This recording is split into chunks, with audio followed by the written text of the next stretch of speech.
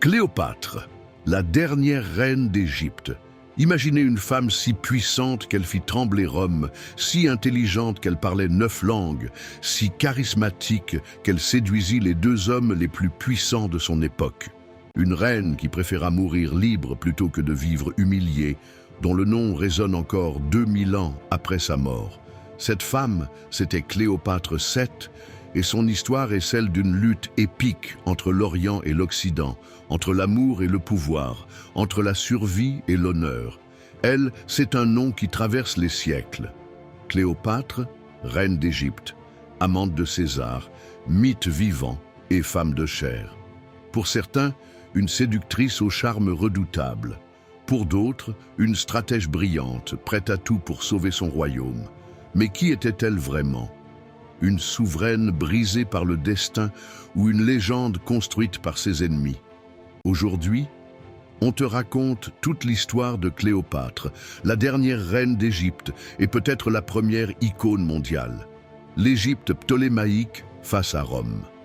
Cléopâtre VII voit le jour en 69 avant Jésus-Christ à Alexandrie, une ville splendide, carrefour entre l'Afrique, l'Asie et l'Europe.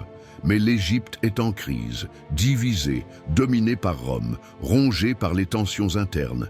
La dynastie des Ptolémées règne depuis près de 300 ans sans parler un mot d'égyptien.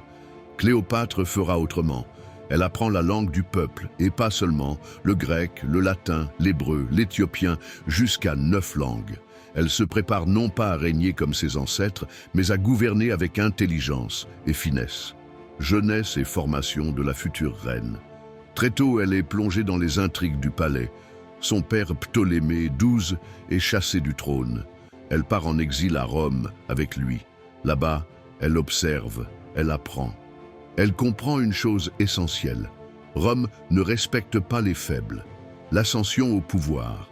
À la mort de son père, Cléopâtre a 18 ans. Elle monte sur le trône d'Égypte aux côtés de son jeune frère, âgé de 10 ans. Elle est obligée de l'épouser comme l'exige la tradition. Rapidement, la cohabitation devient impossible. La guerre civile éclate. L'alliance avec César. En 49 avant Jésus-Christ, Jules César entre à Alexandrie. Il poursuit son rival Pompée et découvre une Égypte en pleine tourmente. Cléopâtre joue alors sa carte maîtresse. Elle se fait livrer à César, dissimulée dans un tapis. Plus qu'un geste de séduction, c'est un acte de stratégie pure.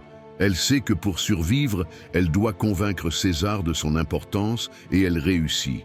César est séduit par son intelligence, sa culture, son audace. Ensemble, ils combattent Ptolémée XIII. Il est vaincu et meurt noyé dans le Nil. Cléopâtre devient la véritable souveraine d'Égypte. Elle règne aux côtés d'un nouveau frère, plus jeune, plus malléable. Mais c'est elle seule qui détient le pouvoir. De son union avec Jules César naît un fils, Césarion, un enfant mi-romain, mi-égyptien. Pour Cléopâtre, il est l'héritier idéal, le lien vivant entre 2 mondes.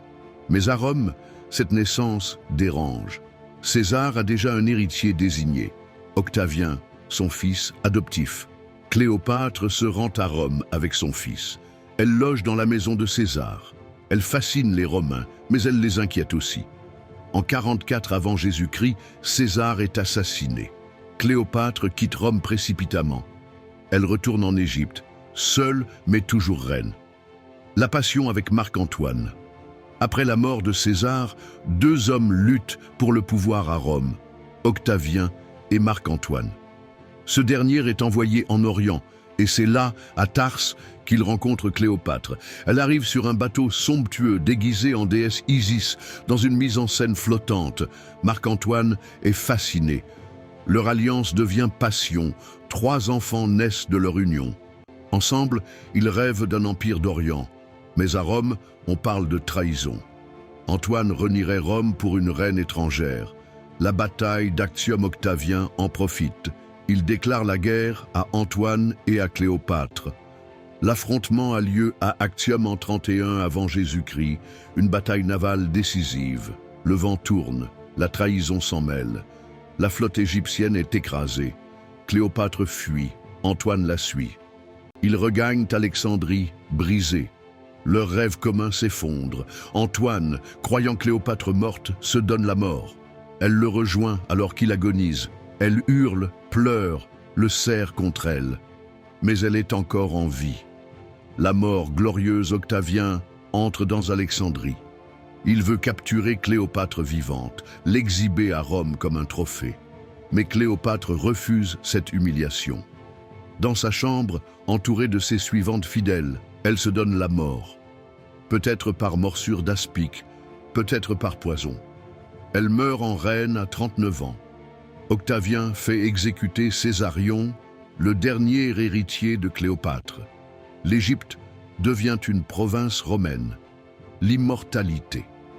Mais Cléopâtre ne disparaît pas. Elle renaît dans les poèmes, les tableaux, les opéras, les films, tour à tour sorcière, déesse, héroïne tragique. Elle incarne le pouvoir féminin, le courage, la fin d'un monde. Et si finalement, sa plus grande victoire, c'était ça, être restée vivante dans la mémoire de l'humanité. Cléopâtre, la dernière reine d'Égypte et peut-être la première icône mondiale, continue d'inspirer et de fasciner, prouvant que certaines légendes transcendent la mort elle-même.